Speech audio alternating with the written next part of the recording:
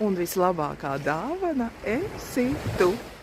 Un gadu mijā, gadu svētkos es novēlu visiem paskaties uz sevi, ieskaties savā sirsniņā un neļauj apkārtējiem apstākļiem apēst tevi.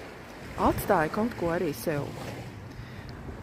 Savai sarunai, iekšējai sarunai un paskaties, cik tu dari sev, savai dvēselītei, savam ķermenim, lai tu vari to visu izturēt, jo nevienam tava varonība nav vajadzīga.